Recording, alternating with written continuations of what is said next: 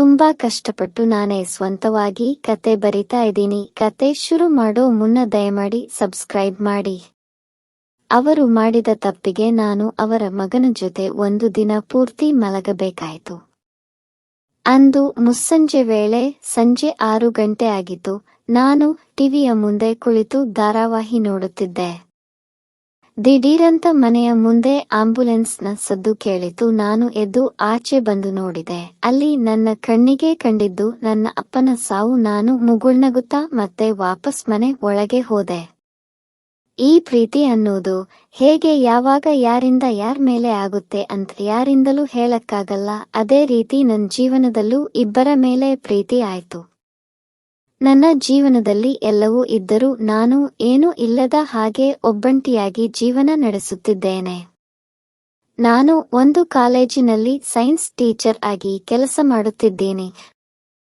ಒಂದು ಪಿಜಿಯಲ್ಲಿ ವಾಸಿಸುತ್ತಿದ್ದೀನಿ. ಇಲ್ಲಿ ಎಲ್ಲರೂ ನನ್ನ ಜೊತೆ ತುಂಬಾ ಚೆನ್ನಾಗಿ ಇದ್ದಾರೆ. ನಾನು ಏನೇ ಮಾಡಿದರೂ ನನಗೆ ಪ್ರೋತ್ಸಾಹಿಸುತ್ತಾರೆ. ಒಂದು ರೀತಿಯಲ್ಲಿ ಹೇಳಬೇಕು ಅಂದ್ರೆ ಇವರೇ ನನ್ನ ಕುಟುಂಬದವರು ಅನಿಸುತ್ತದೆ ಒಂದೊಂದು ಬಾರಿ. ನಾನು ಈ ಊರಿಗೆ ಬಂದು ತುಂಬಾ ವರ್ಷಗಳೇ ಆಯಿತು. ಇಲ್ಲಿ ನನ್ನವರು ಯಾರೂ ಇಲ್ಲ ಅಂದರೂ ನನ್ನ ಜೊತೆ ಯಾರ್ಯಾರು ಇದ್ದಾರೋ ಅವರೆಲ್ಲರನ್ನೂ ನನ್ನವರೇ ಎಂದು ನಾನು ಅಂದುಕೊಂಡಿದ್ದೆ. ಕಾಲೇಜಿನಲ್ಲೂ ಕೂಡ ನಾನು ಅಂದರೆ ಎಲ್ಲರಿಗೂ ಇಷ್ಟ. ಯಾಕೆ ಅಂದ್ರೆ ನಾನು ಸ್ವಲ್ಪ ಮಾತು ಜಾಸ್ತಿ, ಕೆಲಸ ಕಮ್ಮಿ. ಅದಕ್ಕೆ ನನ್ನ ಸ್ಟೂಡೆಂಟ್ಸ್ಗಳಿಗೆ ನನ್ನ ಕ್ಲಾಸ್ ಅಂದರೆ ಬಹಳ ಇಷ್ಟ. ಯಾರೂ ಕೂಡ ಒಂದು ದಿನ ಕೂಡ ಮಿಸ್ ಮಾಡಿಕೊಳ್ಳದೆ ನನ್ನ ಕ್ಲಾಸ್ಗೆ ಹಾಜರಾಗುತ್ತಿದ್ದರು. ಹುಡುಗಿರಿಗಿಂತ ಹುಡುಗರಿಗೆ ನಾನು ಅಂದ್ರೆ ತುಂಬಾ ಇಷ್ಟ. ಅದು ಯಾಕೆ ಅಂತ ನನಗೆ ಇಲ್ಲಿವರೆಗೂ ಗೊತ್ತಾಗಿಲ್ಲ. ನಮ್ಮ ಕಾಲೇಜಿಗೆ ಸಮರ್ಥ್ ಅಂತ ಒಬ್ಬ ಹೊಸ ಹುಡುಗ ಅಡ್ಮಿಷನ್ ಆದ. ಒಂದು ದಿನ ಕಾಲೇಜಿನಲ್ಲಿ ಕ್ಲಾಸ್ ಮುಗಿಸಿ ಪ್ರಿನ್ಸಿಪಾಲ್ ರೂಮ್ ಅಲ್ಲಿ ಊಟ ಮಾಡುತ್ತಿದ್ದೆ. ಆಗ ಸಮರ್ಥ್ ಬಂದು, ನಿಮ್ಮತ್ರ 50 ರೂಪೀಸ್ ಇದ್ರೆ ಕೊಡಿ ಮೇಡಮ್, ನಾಳೆ ವಾಪಸ್ ತಂದು ಕೊಡ್ತೀನಿ ಅಂತ ಹೇಳಿದ. ನಿನಗೆ ಯಾಕೆ ಬೇಕು ಅಂತ ನಾನು ಅವನಿಗೆ ಕೇಳಿದೆ. ಅದಕ್ಕೆ ಅವನು, ಮೇಡಮ್ ನಾನಿವತ್ತು ಊಟ ತಗೊಂಡು ಬಂದಿಲ್ಲ, ಹಾಗಾಗಿ ಹೊರಗಡೆ ಊಟ ಮಾಡ್ಕೊಂತೀನಿ. ಅದಕ್ಕೆ ನಿಮ್ಮತ್ರ ಇದ್ರೆ ಕೊಡಿ, ನಾಳೆ ವಾಪಸ್ಸನ್ನು ಕೊಡ್ತೀನಿ ಅಂದ. ನಾನು ಸರಿ ಅಂತ ಹೇಳಿ ಅವನಿಗೆ 50 ರೂಪೀಸ್ ಕೊಟ್ಟೆ. ಮಾರನೇ ದಿನ ಕ್ಲಾಸ್ಗೆ ಹೋದೆ. ಕ್ಲಾಸ್ ಮುಗಿದ ಮೇಲೆ ಸಮರ್ಥ್ ನನ್ನ ಬಳಿ ಬಂದ. ನಾನು ಏನು ಹೇಳು ಅಂದೆ. ಮೇಡಮ್ ನಿಮ್ಮ 50 ರೂಪೀಸ್ ಮರೆತಿ ಹೋಯಿತು ಮೇಡಮ್ ತರೋದು. ನೀವು ಹೇಗಿದ್ರು ಆಟೋದಲ್ಲಿ ದುಡ್ಡು ಕೊಟ್ಟು ಹೋಗ್ತೀರ ಅಲ್ವಾ, ಇವತ್ತು ಆಟೋದಲ್ಲಿ ಹೋಗೋ ಬದಲು ನನ್ನ ಬೈಕಲ್ಲಿ ಬನ್ನಿ ಅಂದ. ಅದಕ್ಕೆ ನಾನು, ಅದೆಲ್ಲ ಆಗಲ್ಲ, ನೀನು ಬೇಕಾದ್ರೆ ನಾಳೆ ದುಡ್ಡು ಅಂದೆ. ಆದರೆ ಅವನು ನನ್ನ ಮಾತು ಕೇಳಲಿಲ್ಲ. ಅಯ್ಯೋ ಮೇಡಮ್, ಬೇರೆಯವರ ದುಡ್ಡು ಪಾಷಾಣದ ಸಮ. ನನಗೆ ಆತರ ಬೇರೆಯವರ ದುಡ್ಡನ್ನ ತುಂಬಾ ದಿನ ಇಟ್ಕೊಂಡು ಅಭ್ಯಾಸ ಇಲ್ಲ. ಪ್ಲೀಸ್ ನನ್ನ ಜೊತೆ ಬನ್ನಿ, ಇವತ್ತು ನಿಮ್ಮನ್ನ ನಾನೇ ಮನೆ ಡ್ರಾಪ್ ಮಾಡ್ತೀನಿ ಅಂದ. ನಾನು ಸ್ವಲ್ಪ ಯೋಚಿಸಿ, ಸರಿ ಆಯ್ತು, ನೀನು ಹೊರಗಡೆ ವೇಟ್ ಮಾಡು, ನಾನು ಬರ್ತೀನಿ ಅಂದೆ. ಇವನ ಜೊತೆ ಹೋಗೋದು ಸೇಫಾ ಇಲ್ವಾ? ಸಮರ್ಥ್ ಒಳ್ಳೆ ಹುಡುಗ ಅನ್ಸುತ್ತೆ. ಹೊರಗಡೆ ಕೂಡ ಯಾವ ಹುಡುಗನ ಜೊತೆನೋ ನಾನು ಅವನನ್ನು ನೋಡಿಲ್ಲ, ಏನಾಗುತ್ತೋ ನೋಡೋಣ ಅಂತ ಅವನ ಜೊತೆ ಹೋದೆ. ದಾರಿಯಲ್ಲಿ ಹೋಗ್ತಾ, ಮೇಡಮ್ ನೀವು ಒಬ್ಬರೇನಾ ಇರೋದು, ನಿಮಗ್ಯಾರು ಸಂಬಂಧಿಕರು ಇಲ್ವಾ ಅಂದ. ನೋಡು, ಇದಕ್ಕೆ ನಾನ್ ನಿನ್ ಜೊತೆ ಬರಲ್ಲ ಅಂತ ಹೇಳಿದ್ದು. ನನ್ನ ಬಗ್ಗೆ ತಿಳ್ಕೊಂಡು ನೀನೇನ್ ಮಾಡಬೇಕು? ಸುಮ್ನೆ ಈ ರೀತಿ ಪ್ರಶ್ನೆ ಮಾಡೋದನ್ನ ಬಿಟ್ಟು ನನ್ನ ಪಿಜಿಗೆ ಡ್ರಾಪ್ ಮಾಡಿ ನೀನು ನಿಮ್ಮನೆಗೆ ಹೋಗು ಅಂದೆ. ನೀವು ಪಿಜಿಯಲ್ಲ ಇರೋದು ಮೇಡಮ್, ನಮ್ಮ ಮನೆಗೆ ಮೇಲೆ ರೂಮ್ ಖಾಲಿ ಇದೆ, ಅಲ್ಲೇ ಉಳಿದುಕೊಳ್ಳಿ. ನಾನು ಬೇಕಾದರೆ ನಮ್ಮ ಅಪ್ಪಂತ್ರ ಮಾತಾಡಿ ಬಾಡಿಗೆ ಕಮ್ಮಿ ಮಾಡಿಸಿ ಕೊಡುತ್ತೇನೆ. ನೋಡು, ಪುನಃ ಈಗ ತಾನೇ ಹೇಳಿದ್ನಲ್ಲ, ನಿನಗೆ ಜಾಸ್ತಿ ಪ್ರಶ್ನೆ ಮಾಡಬೇಡ ಅಂತ. ಇದು ಪ್ರಶ್ನೆ ಅಲ್ಲ ಮೇಡಮ್, ನೀವು ನಮ್ಮ ಕಾಲೇಜ್ ಟೀಚರ್ ಅಲ್ವಾ, ಅದಕ್ಕೆ ಸ್ವಲ್ಪ ಕೇರಿಂಗ್ ಅಷ್ಟೇ ಅಂದ. ನಿನ್ನ ಕಾಳಜಿಯಲ್ಲ, ನಿನ್ನ ಹತ್ರಾನೇ ಇಟ್ಕೋ, ನಿನಗೆ ಒಳ್ಳೆದು. ಸರಿ ಆಯ್ತು ಬಿಡಿ ಮೇಡಮ್, ಇಲ್ಲೇ ನಿಲ್ಸು ಸಮರ್ಥ್ ಅಂದೆ. ಇದೇನಾ ಮೇಡಮ್ ನಿಮ್ಮ ಪಿಜಿ ಅಂದ. ಹೂ ಇದೆ ಅಂದೆ. ಸರಿ ಆಯ್ತು ಮೇಡಮ್, ಬಾಯ್ ಅಂತ ಹೇಳಿ ಅವನು ಅವನ ಮನೆಗೆ ಹೋದ. ಮಾರನೇ ದಿನ ಸಮರ್ಥ್ ನನ್ನ ಹತ್ರ ಬಂದು ಅವಳಿಗೆ ನಿಮ್ಮ ದುಡ್ಡು ಅಂದ. ಇವಾಗ ದುಡ್ಡು ಯಾಕೆ ಕೊಡ್ತಾ ಇದ್ಯಾ? ನೆನ್ನೆ ನೀನೇ ನನ್ನ ಮನೆಗೆ ಡ್ರಾಪ್ ಮಾಡ್ದಲ್ಲ, ನಾನು ತರ ಬೇರೆಯವರ ದುಡ್ಡೆಲ್ಲ ಇಟ್ಕೊಳ್ಳಲ್ಲ ಮೇಡಮ್, ನಿಮ್ಮ ದುಡ್ಡು ನೀವು ತಗೊಳ್ಳಿ ಅಂದ. ನೆನ್ನೆ ನೀನು ಏನು ಹೇಳಿದೆ, ನಿಮ್ಮ ಮನೆಗೆ ಬಿಡ್ತೀನಿ, ಅಲ್ಲಿಗೆ ಈ ದುಡ್ಡು ಸರಿ ಹೋಯಿತು ಅಂತ ಹೇಳಿದೆ ತಾನೇ? ನಾನು ಆತರ ಎಲ್ಲ ಹೇಳಿಲ್ಲ ಮೇಡಮ್. ಇವಾಗ ನೀವು ದುಡ್ಡು ತಗೊಳ್ಳಿಲ್ಲ ಅಂದ್ರೆ ಇವತ್ತು ಕೂಡ ನಾನು ನಿಮ್ಮ ಮನೆಯಲ್ಲಿ ಅಂದ. ಹೇ ಹುಚ್ಚ, ಸುಮ್ನೆ ಕ್ಲಾಸ್ ಹೋಗು ಅಂತ ಹೇಳಿ ಹೋಗ್ತಾ ಇದ್ದೆ ಮೇಡಮ್, ಆಚೆ ನಿಮ್ಗೋಸ್ಕರ ಕಾಯ್ತಾ ಇರ್ತೀನಿ ಬನ್ನಿ ಅಂದನು. ನಾನು ಕ್ಲಾಸ್ ಮುಗಿಸಿ ಆಚೆ ಹೋದೆ. ಅಲ್ಲಿ ಅವನು ಬೈಕ್ ಮೇಲೆ ಕುಳಿತು ಕಾಯುತ್ತಿದ್ದ. ರೋಡಲ್ಲಿ ಯಾರೋ ಒಬ್ಬ ವ್ಯಕ್ತಿ ಬಿದ್ದು, ಯಾರಾದರೂ ನೀರು ಕೊಡಿ ಅಮ್ಮ, ಯಾರಾದರೂ ನೀರು ಕೊಡಿ ಅಂತ ಹೇಳುತ್ತಿದ್ದ. ಆ ವ್ಯಕ್ತಿ ತುಂಬಾ ಗಲೀಜಾಗಿ ಬಟ್ಟೆ ಹಾಕಿದ್ದ. ಅದಕ್ಕೆ ಅವನ ಬಳಿ ಜನಗಳು ಯಾರೂ ಹೋಗುತ್ತಿರಲಿಲ್ಲ. ನಾನು ನನ್ನ ಬ್ಯಾಗಿಂದ ಬಾಟಲ್ ತೆಗೆದು ಅವನಿಗೆ ಕೊಡೋಕೆ ಹೋಗುತ್ತಿದ್ದೆ. ಅಷ್ಟರಲ್ಲಿ ಸಮರ್ಥ್ ಅವರನ್ನು ಮೇಲೆತ್ತಿ ಕೂರಿಸಿ ನೀರನ್ನು ಕುಡಿಸಿದ. ಆಗ ವ್ಯಕ್ತಿ, ನಿನ್ನಿಂದ ತುಂಬಾ ಉಪಕಾರ ಆಯ್ತು. ನಾನು ಅವಾಗಿಂದ ನೀರು ನೀರು ಅಂತ ಕೇಳ್ತಾನೆ ಇದೆ, ಯಾರೂ ಕೊಡಲಿಲ್ಲ. ನೀನು ತುಂಬಾ ಒಳ್ಳೆ ವ್ಯಕ್ತಿ ಅಪ್ಪ, ಆ ದೇವರು ಒಳ್ಳೆಯದು ಮಾಡಲಿ ನಿನಗೆ ಅಂದರು. ಸಾರ್, ನೀವು ಎಲ್ಲಿಗೆ ಹೋಗಬೇಕು ಹೇಳಿ, ನಾನು ಬಿಡ್ತೀನಿ ಮಾಡ್ತೀನಿ ಅಂತ ಸಮರ್ಥ ಹೇಳಿದ.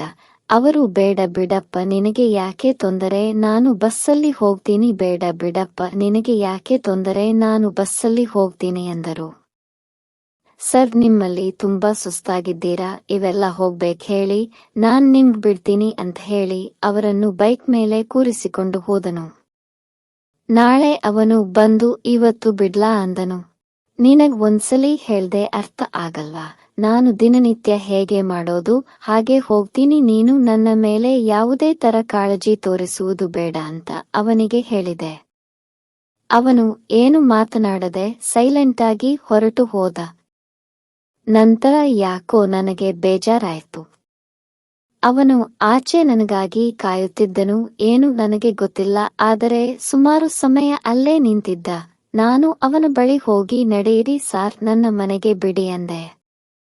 ಅವನು ಬಹಳ ಖುಷಿಯಿಂದ, ನೀವು ಹೇಳೋದ್ ಹೆಚ್ಚ, ನಾನು ನಿಮ್ಮನ್ನ ಬಿಡೋದೇಚ, ಬನ್ನಿ ಹತ್ತಿ ಅಂದನು. ರಸ್ತೆಯಲ್ಲಿ ಹೋಗ್ತಾ ಇದ್ದಂತೆ ಅವನು, ಮೇಡಮ್ ಪಾನಿಪುರಿ ತಿನ್ನೋಣ ಪ್ಲೀಸ್, ಬೇಡ ಅನ್ಬೇಡಿ ಪ್ಲೀಸ್ ಅಂದನು. ಸರಿ ಆಯ್ತು ನಡಿ ಅಂದೆ. ಇದು ಹೀಗೆ ಮುಂದುವರಿಯುತ್ತದೆ. ದಿನೇ ದಿನೇ ಅವನೇ ನನ್ನನ್ನು ಮನೆಗೆ ಬಿಡುತ್ತಿದ್ದ.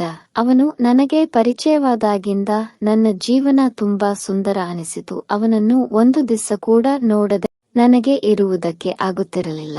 ನನ್ನ ವಯಸ್ಸನ್ನು ಅವನ ವಯಸ್ಸನ್ನು ಲೆಕ್ಕಿಸದೆ ನಾನು ಅವನನ್ನು ತುಂಬಾ ಪ್ರೀತಿಸಲು ಶುರು ಮಾಡಿದೆ. ಆದರೆ ಅದನ್ನು ಅವನಿಗೆ ಹೇಳುವುದಕ್ಕೆ ಆಗುತ್ತಿರಲಿಲ್ಲ. ಯಾಕೆಂದರೆ ಅವನು ನನಗಿಂತ ವಯಸ್ಸಿನಲ್ಲಿ ತುಂಬಾ ಚಿಕ್ಕವನು. ಹಾಗಾಗಿ ನನಗೆ ಅವನ ಮೇಲಿದ್ದ ಪ್ರೀತಿಯನ್ನು ಅವನಿಗೆ ಹೇಳಲು ಮುಜುಗರವಾಗುತ್ತಿತ್ತು.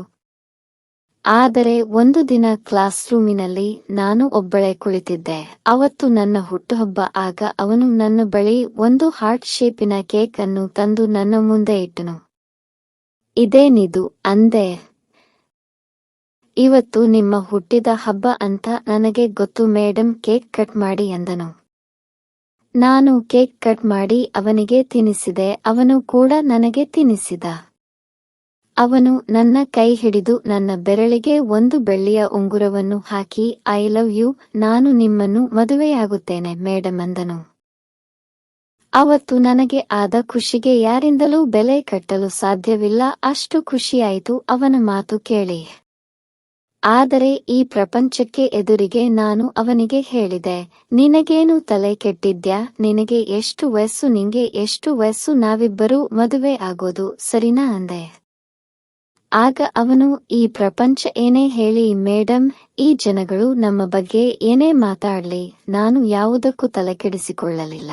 ನೀವು ನನ್ನ ಒಪ್ಪಿಕೊಳ್ಳಲಿಲ್ಲ ಅಂದ್ರೆ ನಾನು ತುಂಬಾ ತಲೆ ಕೆಡಿಸಿಕೊಳ್ಳುತ್ತೇನೆ. ನಿಮಗೋಸ್ಕರ ನಾನು ನಮ್ಮ ಅಪ್ಪ ಅಮ್ಮನನ್ನು ಕೂಡ ಬಿಟ್ಟು ಬರೋಕೆ ರೆಡಿ ಇದೀನಿ. ಅಷ್ಟು ಇಷ್ಟಪಡ್ತೀನಿ ನಿಮ್ಮನ್ನ. ದಯವಿಟ್ಟು ನನ್ನ ಒಪ್ಕೊಳ್ಳಿ ಮೇಡಮ್, ನಾವಿಬ್ರು ಎಲ್ಲರೂ ದೂರ ಹೋಗಿ ನೆಮ್ಮದಿಯಿಂದ ಜೀವನ ಮಾಡೋಣ ಅಂದನು. ಆ ಕ್ಷಣ ನಾನು ಅವನಿಗೆ ಏನು ಹೇಳಬೇಕು ಅಂತ ನನಗೆ ಗೊತ್ತಾಗಲಿಲ್ಲ. ಇನ್ನು ಮೇಲೆ ನೀನು ನನ್ನನ್ನು ಮನೆಗೆ ಬಿಡುವುದು ಬೇಡ ಅಂದೆ. ಆಗ ಅವನು, ಮೇಡಮ್ ಅಂದನು, ನೀನು ನನ್ನ ಜೊತೆ ನಮ್ಮ ಮನೆಯಲ್ಲಿ ಉಳ್ಕೊ ಅಂದೆ. ಆಗ ಅವನು ನನ್ನನ್ನು ಎತ್ತಿಕೊಂಡು ಒಂದು ರೌಂಡ್ ತಿರುಗಿಸಿದ. ನಾನು ಹೇ ಸಾಕು ಸಾಕು ಇಳಿಸು ಕೆಳಗೆ ಅಂದೆ. ನಾನು ಕೂಡ ನಿನ್ನನ್ನು ನಿನಗಿಂತ ಮುಂಚೆಯಿಂದಾನೇ ತುಂಬಾ ಇಷ್ಟಪಡ್ತೀನಿ ಕಣೋ, ಆದ್ರೆ ಹೇಳಿಕೊಳ್ಳೋಕೆ ಆಗ್ತಿರಲಿಲ್ಲ ಅಷ್ಟೇ ಅಂದೆ.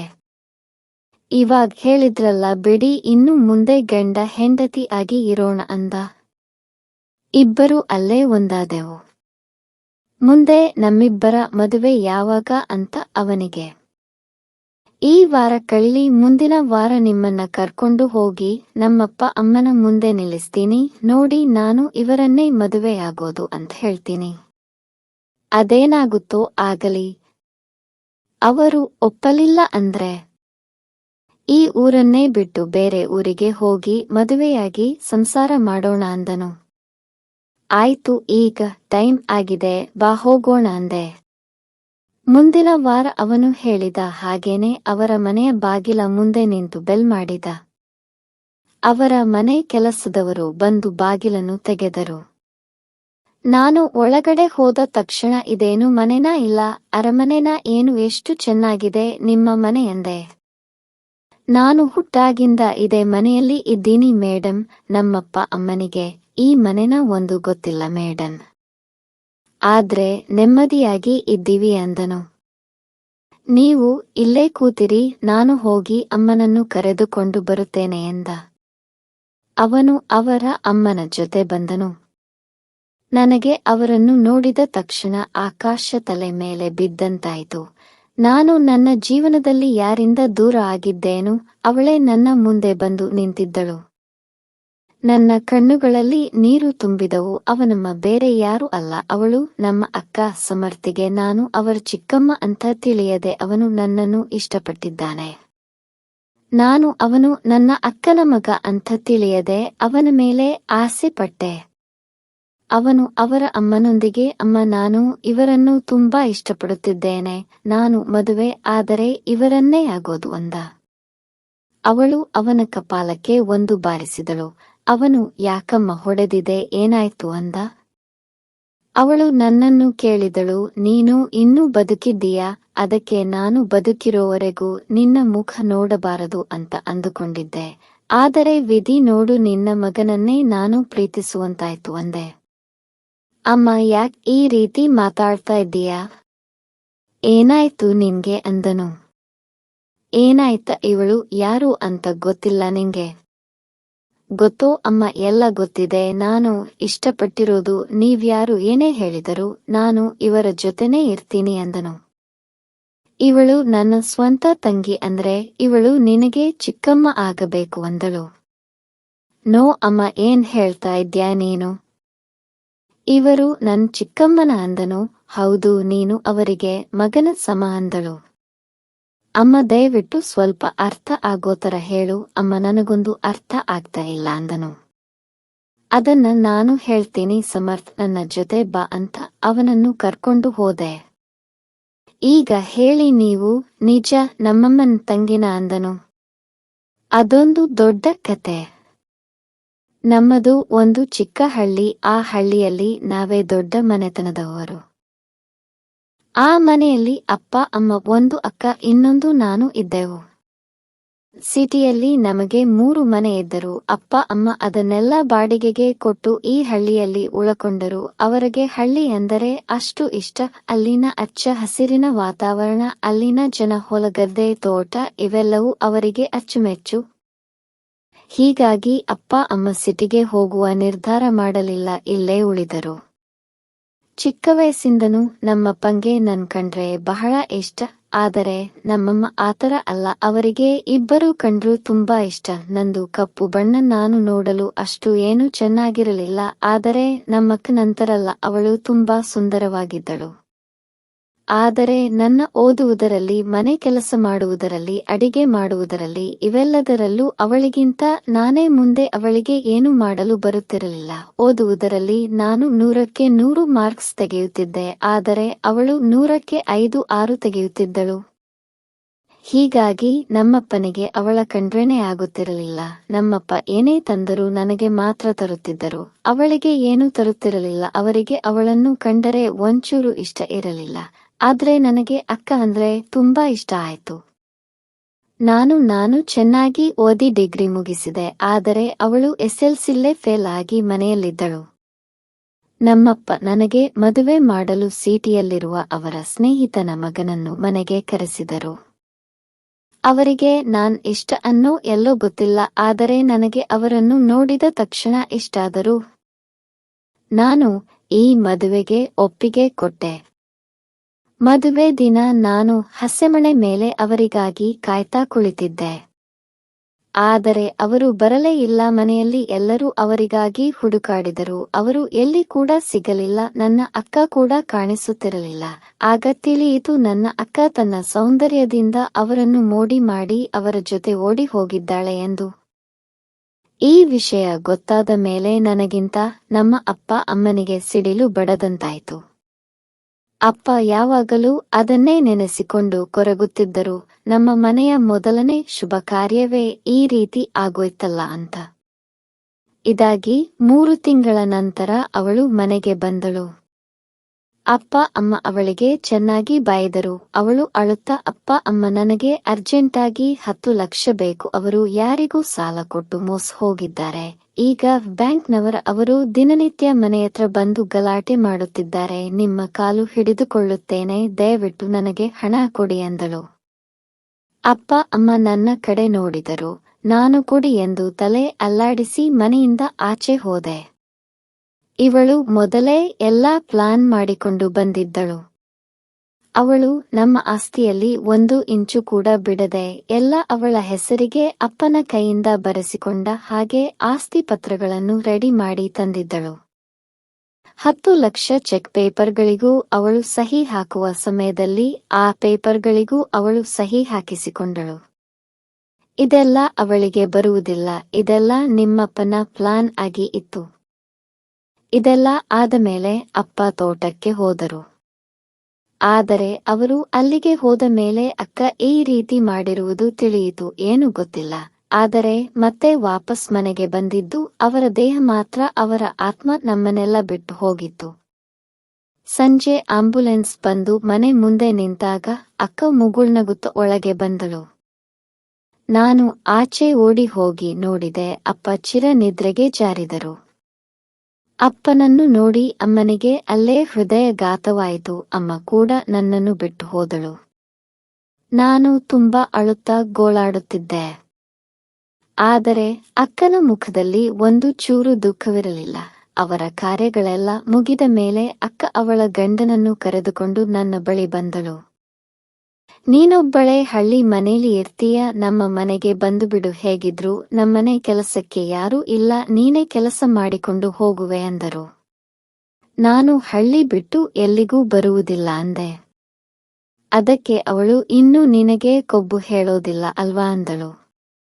ಆಗ ನಾನು, ಅಕ್ಕ ಯಾಕ್ ಈ ರೀತಿ ಮಾತಾಡ್ತೀಯಾ? ನಾನು ನಿನ್ನ ತಂಗಿ ಅಲ್ವಾ ಅಂದೆ. ನೀನ್ಯಾವ ಸೀಮೆ ತಂಗಿ? ನನಗೆ ಚಿಕ್ಕ ವಯಸ್ಸಿಂದಾನೂ ನಿನ್ನ ಮೇಲೆ ಪ್ರೀತಿ ಅನ್ನೋದೇ ನನಗಿಲ್ಲ. ನಿನ್ನ ಮೇಲೆ ನನಗೆ ಇದ್ದಿದ್ದು ಬರೀ ದ್ವೇಷಾನೇ. ನಿಮ್ಮಪ್ಪನ ಕೈಲಿ ಸಿಟಿಯಲ್ಲಿರುವ 3 ಮನೆಯನ್ನು ನನ್ನೆಸ್ರು ಮಾಡಿಸಿಕೊಂಡಿದ್ದಾಯ್ತು. ಆದ್ರೆ ಇದೊಂದು ಮನೆ ಮಾತ್ರ ಬರ್ಸ್ಕೊಳಕ್ ಆಗ್ಲಿಲ್ಲ.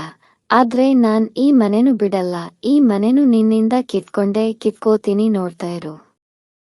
ನಿನ್ನ ಈ ಕೆಟ್ಟ ಮುಖನ ಮತ್ತೆ ಇನ್ಯಾವತ್ತೂ ನನಗ್ ತೋರಿಸಬೇಡ ಅಂತ ಹೇಳಿ ಅಲ್ಲಿಂದ ಅವರಿಬ್ಬರು ಹೊರಟು ಹೋದರು. ಅಲ್ಲಿಂದ ಇಲ್ಲಿಯವರೆಗೂ ನಾನು ಒಂಟಿಯಾಗಿ ಬದುಕುತ್ತಿದ್ದೇನೆ. ಆ ಮನೆಯಲ್ಲಿ ಮನೆಯ ಅಪ್ಪು ನನಗೆ ಕಾಡಿತ್ತು ಎಂದು ಇಲ್ಲಿ ಬಂದು ಒಂದು ಪಿಜಿಯಲ್ಲಿ ಉಳಿದುಕೊಂಡಿದ್ದೇನೆ. ಇದುವರೆಗೂ ನಾನ್ ಇಷ್ಟಪಟ್ಟಿದ್ದು ನನಗೆ ಸಿಗ್ಲಿಲ್ಲ. ಆಗುವನು ನಾನು ನಿಮಗೆ ಸಿಗ್ತೀನಿ. ನಾವಿಬ್ರು ಎಲ್ಲಾದ್ರೂ ದೂರ ಹೋಗಿ ಮದುವೆ ಆಗೋಣ ಬನ್ನಿ ಎಂದನು. ಇಲ್ಲ, ಅದು ಸಾಧ್ಯವಿಲ್ಲ. ನೀನು ಇನ್ಯಾವತ್ತೂ ನನ್ನ ಮುಖ ನೋಡಲು ಬರಬೇಡ ಅಂದೆ. ಹಾಗೆಲ್ಲ ಹೇಳ್ಬೇಡಿ, ನಿನ್ನ ಬಿಟ್ಟು ಬದುಕೋ ಶಕ್ತಿ ನನಗಿಲ್ಲ ಅಂದನು. ಇನ್ನು ಮುಂದೆ ನೀನು ನನ್ನನ್ನು ನೋಡಲು ಬಂದರೆ ನನ್ನ ಮೇಲೆ ಆಣೆ, ನನ್ನನ್ನು ಮರೆತು ಬಿಡು ಸಮರ್ಥ್ ಅಂತ ಹೇಳಿ ನಾನು ನಮ್ಮ ಊರಿನ ಬಸ್ ಹತ್ತಿದೆ. ಗೊತ್ತಿಲ್ಲದೇನೆ ನಾನು ಸಮರ್ಥನ ಜೊತೆ ಕ್ಲಾಸ್ ರೂಮಿನಲ್ಲಿ 1 ಹೆಜ್ಜೆ ಮುಂದೆ ಹಾಕಿಬಿಟ್ಟಿದ್ದೆ. ನಾನು ಈಗ ಒಬ್ಬಳಲ್ಲ, ಇಬ್ಬರು. ಆದರೆ ಅದು ಸಮರ್ಥಿಗೆ ಗೊತ್ತಿರಲಿಲ್ಲ. ನಾನು ನಮ್ಮ ಹಳ್ಳಿಯಲ್ಲೇ ಹಳ್ಳಿಯ ಮಕ್ಕಳುಗಳಿಗೆ ಪಾಠ ಮಾಡುತ್ತಿದ್ದೆ. 1 ವರ್ಷ ಆದ ಮೇಲೆ ನನಗೆ ಒಂದು ಹೆಣ್ಣು ಮಗು ಹುಟ್ಟಿತು. ಅದಕ್ಕೆ ಸಮರ್ಥಿನಿ ಎಂದು ಹೆಸರು ಇಟ್ಟೆ. ಈಗ ನಾನು ನನ್ನ ಮಗಳು ನೆಮ್ಮದಿಯಾಗಿ ನಮ್ಮ ಹಳ್ಳಿಯ ಮನೆಯಲ್ಲಿ ಜೀವನ ನಡೆಸುತ್ತಿದ್ದೇವೆ.